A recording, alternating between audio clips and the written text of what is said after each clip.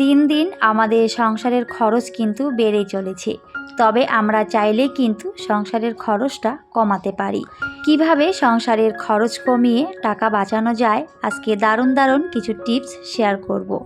আশা করছি ভিডিওটি সবার কাছে অনেক বেশি ভালো লাগবে আর অবশ্যই উপকারে আসবে। তো পুরো ভিডিও দেখার অনুরোধ রইল। হ্যালো এভরিওয়ান, আসসালামু আলাইকুম। কেমন আছেন সবাই? আই হোপ সবাই খুব ভালো আছেন আর সুস্থ আছেন। আমরাও আলহামদুলিল্লাহ খুব ভালো আছি। আমার নতুন একটি ভিডিওতে সবাইকে ওয়েলকাম করছি। প্রতিদিনের মতো আজকেও সকাল থেকে ভিডিওটি শুরু করেছি। এই যে আমি আমার সংসারের একটা একটা করে কাজ গুছিয়ে নিই। আসলে সকালে উঠলেই কিন্তু আমাদের প্রতিদিনের কাজকর্মগুলো শুরু হয়ে যায়, তাই না বন্ধুরা? আর সারাটা দিন যেন চলতেই থাকে। আসলে সংসার জীবন থেকে কিন্তু কখনোই ছুটি পাওয়া যায় না। শরীর যতই খারাপ হোক আর যাই হোক না কেন, তাই না? তাও অবশ্যই সমস্ত কিছুই বুঝিয়ে নিয়ম মেনে করতেই হয়। তো আমিও কিন্তু আমার সংসারের কাজগুলো শুরু করে দিয়েছি। আর সংসারের কাজের মধ্য দিয়ে আমি আমার গুরুত্বপূর্ণ টিপসগুলো শেয়ার করছি। সংসারের খরচ কিন্তু আমাদের প্রতিনিয়ত বেড়েই চলেছে, আর সত্যি বলতে বাজারে কিন্তু প্রচুর পরিমাণে এখন জিনিসপত্রের দাম। তো যাই হোক, এই যে দেখতে পাচ্ছেন আমাদের গেটের সামনেই কিন্তু বাজার, তো সেটাই একটুখানি শেয়ার করেছি। আমাদের গেটের সামনেই কিন্তু অনেক সবজির দোকান বসে, তাছাড়া মুদিখানার দোকান, কাপড়ের দোকান, অনেক কিছু কিন্তু থাকে, যেহেতু আমরা বাজারে থাকি। আর বাজার মানে কিন্তু দোকান আর প্রচুর জিনিসপত্র। তো আমি একটুখানি শেয়ার করেছি। তো এই যে গেটের সামনে আমাদের সমস্ত কিছুই কিন্তু পাওয়া যায়, খুব একটা আমাদের দূরে যেতে হয় না। আসলে বাজারে বাড়ি থাকাটা একদিক থেকে অনেক সুবিধা, আবার অসুবিধা অনেক রয়েছে। আসলে খুব একটা বাইরে যেতে হয় না, ঘরের সামনেই আমি সমস্ত কিছুই পেয়ে যাই, তাও আবার খুবই অল্প টাকায়। কারণ যেহেতু প্রত্যেকটা মানুষই আমার অনেক পরিচিত, তো আমাদের কাছে সবসময় কিন্তু কম টাকাই নেয় আর সবসময় ভালো জিনিসগুলোই কিন্তু দেওয়ার চেষ্টা করে। তো সেভাবেও কিন্তু আমি অনেক টাকা এখান থেকেও সেভ করতে পারি। আর অসুবিধাও কিন্তু অনেক রয়েছে, যেমন বাজারে প্রচুর মানুষের আওয়াজ, ভিড় ভাট্টা এগুলো কিন্তু থাকেই, তো এগুলো কিন্তু সহ্য করতে হয়। তো যাই হোক, সুবিধা অসুবিধা দুই দিকই আছে। আসলে চাইলে কিন্তু সব সময় সুবিধাটাই পাওয়া যায় না, অসুবিধাও থাকে। তো সব দিক মিলেমিশেই কিন্তু চলতে হয়। তো কিভাবে আমরা খুবই অল্প খরচে একটা সংসারকে সুন্দরভাবে চালাতে পারবো, সেটা কিন্তু সম্পূর্ণটা আমাদের গৃহিণীদের উপরেই নির্ভর করে। আমরা চাইলে কিন্তু একটা সংসারে খুবই অল্প খরচে সুন্দরভাবে চালিয়ে নিতে পারবো, আবার আমরা চাইলে কিন্তু অনেক টাকা খরচ করে একটা সংসারকে চালাতে পারবো। সবটাই কিন্তু আমাদের উপরে নির্ভর করে। তো অবশ্যই সংসার জীবন করতে হলে আমাদের বুদ্ধিমতী হতে হবে আর হিসেবি হতে হবে, কারণ জীবনে হিসেব করে চলাটা অনেক বেশি দরকার। হিসেব আর বুদ্ধি করে না চললে কখনোই আপনি একটা সংসারে ভালো থাকতে পারবেন না বা টাকা জমাতেও পারবেন না। তো যাই হোক, সংসার খরচ কমানোর দারুণ দারুণ কিছু টিপস আজকে শেয়ার করব বলেছি। তো আসলে সংসারে আমাদের প্রচুর কিন্তু খরচ, তো সেগুলোকে নিয়ন্ত্রণ করার দায়িত্বটা কিন্তু আমাদের। তো আমরা যদি একটু হিসেব আর বুদ্ধি করে চলি, তাহলে অবশ্যই সংসারের খরচ থেকে আমরা অনেক টাকা বাঁচাতে পারবো আর খুবই অল্প খরচে একটা সংসারকে খুব সুন্দরভাবে চালিয়ে নিতে পারবো। সংসারের খরচ কমাতে অবশ্যই আমাদের মাসিক বাজার করতে হবে, বিশেষ করে শুকনো যে বাজারগুলো। আসলে শুকনো বাজারগুলো 1 মাস বা 2 মাসের বেশি থাকলেও কিন্তু সেগুলো নষ্ট হয় না, অনেক দিন পর্যন্ত কিন্তু ভালোই থাকে। তো আমার মতে একবারে যদি হোলসেলার দোকান থেকে মাসিক বাজার করা হয়, তাহলে কিন্তু সেখানে টাকাটা অনেকটাই সেভ হয়। আসলে এমনি দোকানে কিনতে গেলে সেখানে কিন্তু টাকাটা অনেকটাই বেশি লাগে, আর হোলসেলার দোকানে কিন্তু অনেকটাই সেভ হয়। কারণ আমি কিন্তু সব সময় হোলসেলার দোকান থেকে জিনিসগুলো কিনি, আর সেভাবে আমি অনেক টাকা বাঁচাতে পারি। তো আমি যেভাবে চলি সেটাই কিন্তু আমি শেয়ার করছি। আর দেখবেন একবারে অনেকগুলো জিনিস নিয়ে আসলে সেখানে কিন্তু অনেক বরকত পাওয়া যায়। অল্প জিনিস, খুচরা জিনিসে কিন্তু খুব একটা বরকত পাওয়া যায় না। তো আমি কিন্তু সেভাবেই চলি আর সেগুলোই ভিডিওতে বলছি। তো আমি কিন্তু এখানে কিছু বাজার এনেছিলাম। তো আমরা যেহেতু 3 জন মানুষ, তো আমাদের খুব একটা বেশি দরকার হয় না, অল্প খরচ হলেই কিন্তু আমি খুব সুন্দরভাবে চালিয়ে নিতে পারি। আর এমনিতেও আমি খুব একটা রান্না বাড়ার ঝামেলাও রাখি না, খুবই সাধারণ আমার রান্না বাড়া। তো আমার বেশিরভাগ ভিডিওতে সেগুলো শেয়ারও করি। আসলে একটা সংসারে যতটুকু দরকার ঠিক ততটাই কিন্তু আমাদের রান্না বাড়া করা উচিত। বেশি বেশি রান্না করা কিন্তু সংসারের পক্ষে অনেক বেশি পরিমাণে খরচ। তো এতে কিন্তু সংসারের টাকাটা অনেক বেশি পরিমাণে লেগে যায়। তো আমার মতে একটা সংসারে যতটুকু দরকার, যতটা রান্নাবাড়া করলে আমাদের চলে যাবে ঠিক ততটাই কিন্তু করা উচিত। দেখবেন বেশি বেশি রান্নাবাড়া করলে সেখানে কিন্তু পরবর্তীতে সেগুলো ফেলে দিতে হয় বা নষ্ট হয়ে যায়। আর ফ্রিজে রাখলে দেখবেন ফ্রিজের জিনিস বেশি খেলে আবার কিন্তু শরীরের পক্ষেও সেটা অনেক বেশি ক্ষতি করে। তো আমার মতে ফ্রিজের জিনিস খুব একটা বেশি না খাওয়াই ভালো, এতে কিন্তু শরীর ভালো থাকে। আর যখনই আমরা হয়তো একদিক দিয়ে টাকা বাঁচাতে যাব, আরেক দিক দিয়ে কিন্তু আমাদের অনেক বেশি পরিমাণে ক্ষতি হয়। বিশেষ করে হয়তো আমরা একবারে অনেকগুলো রান্না করে নিলাম আর সেগুলো ফ্রিজে রাখলাম, সেগুলো অনেক দিন থেকে খেলাম। আসলে এটাও করা কিন্তু ভালো না, কারণ ওই যে বললাম ফ্রিজের জিনিস বেশি খাওয়া শরীরের পক্ষে অনেক বেশি ক্ষতিকর। আর এতে কিন্তু শরীরে অনেক রোগ ব্যাধি হয়। আর যখনই আপনি ডাক্তারের কাছে যাবেন তখনই কিন্তু বোঝা যায় যদি কোনো রোগ ব্যাধি হয় যে কতটা পরিমাণে টাকা আমাদের সেখানে দিতে হয়। আসলে হসপিটালে গেলে কিন্তু বোঝা যায় যে জীবনে টাকার গুরুত্ব কতটা। হসপিটালে গেলে কিন্তু টাকা ছাড়া কোনো কিছুই হয় না। হয়তো একটা পানির বোতল যদি কিনতে যাবেন সেখানেও আপনার টাকাটা দরকার হয়। তো সেজন্য অবশ্যই সব দিক ভেবে চিন্তেই কিন্তু আমাদের চলা উচিত। এতে কিন্তু সংসারের খরচটা অনেক বেশি পরিমাণে বেঁচে যাবে।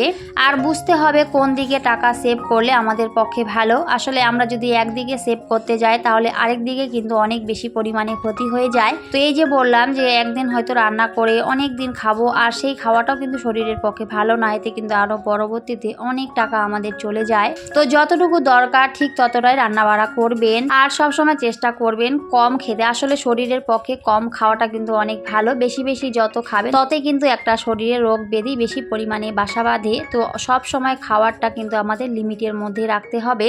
এতে কিন্তু শরীরও অনেক ভালো থাকবে। আর শরীর ভালো থাকলে কিন্তু আপনি ভালো থাকতে পারবেন। জীবনে প্রত্যেকটা পদক্ষেপে কিন্তু আমাদের শরীর ভালো থাকাটা অনেক বেশি দরকার। শরীর খারাপ হলে বা অসুস্থ হলে কিন্তু বোঝা যায় যে আসলে সুস্থতা আল্লাহর দেওয়া কত বড় নেয়ামত। তো এটা কিন্তু আমরা সবাই কম বেশি জানি। তো যাই হোক, তার পরবর্তী টিপস হচ্ছে এই যে আমি কিন্তু এখানে অনেকগুলো সবজি বাজার করেছি। আমি সাপ্তাহিক বাজার করে থাকি, আমার বেশিরভাগ ভিডিওতে এগুলো শেয়ারও করি। আর অনেকে কিন্তু এই ধরনের ভিডিওগুলোই বেশি পছন্দ করে, তো সেজন্য আমি দিয়ে থাকি। তো এখানে কিন্তু আমার সাপ্তাহিক বাজারগুলো শেষ হয়ে গেছিলো, তো সেগুলো নিয়ে এসেছি।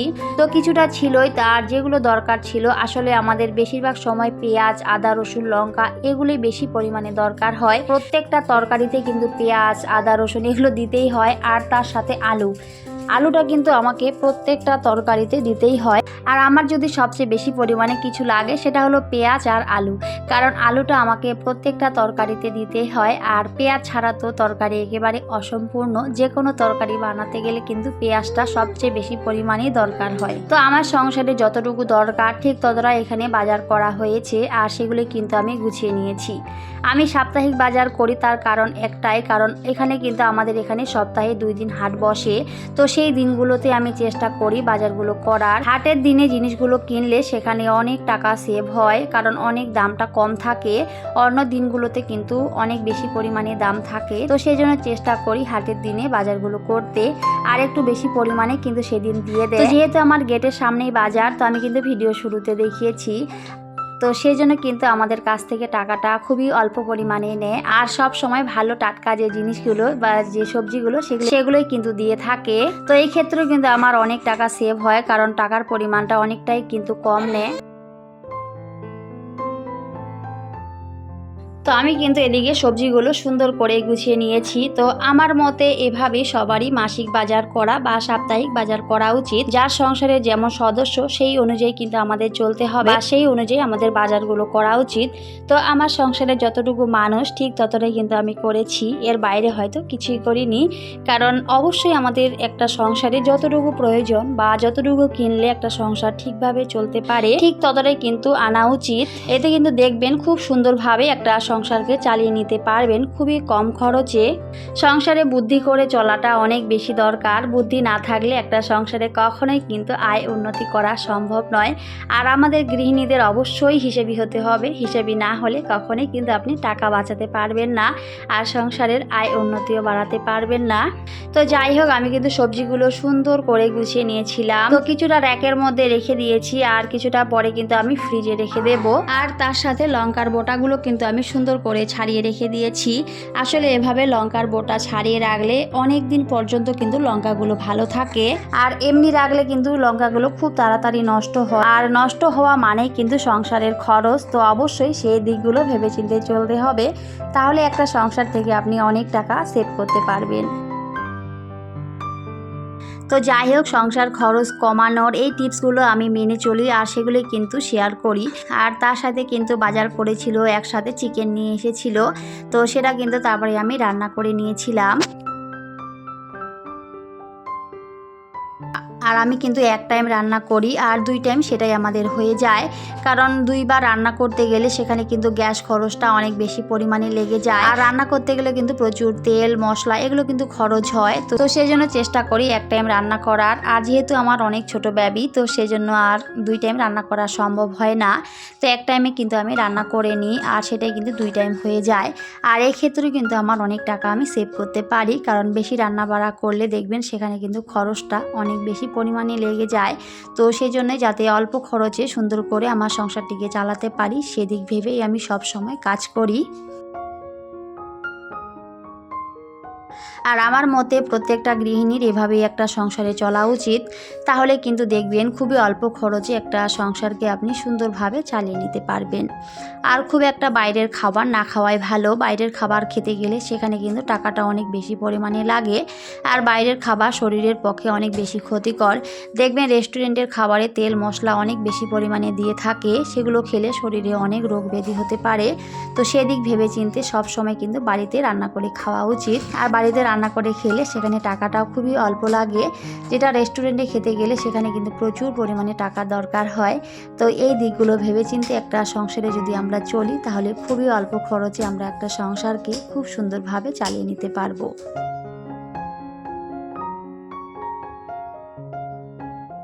তো যাই হোক, আমি যে টিপসগুলি মেনে চলি, তো সেগুলি আমি ভিডিওতে শেয়ার করেছি। তো আশা করছি আপনাদের কাছে ভালো লাগবে, আর ভালো লাগলে অবশ্যই ভিডিওতে একটি লাইক দিয়ে নেবেন। আর নতুন বন্ধুরা চাইলে আমার চ্যানেলটিকে সাবস্ক্রাইব করে রাখতে পারেন। আর যারা যারা অলরেডি এই কাজটা করে দিয়েছেন, আপনাদের একগুচ্ছ লাল গোলাপের শুভেচ্ছা জানাই। এভাবেই ভালোবাসা দিয়ে সবাই আমার পাশে থাকবেন, এর থেকে বেশি আর কিছুই চাই না। তো অনেক কথা বলেছি, কথার মধ্যে কোনো ভুল ত্রুটি হলে সবাই অবশ্যই ক্ষমা সুন্দর দৃষ্টিতে দেখবেন।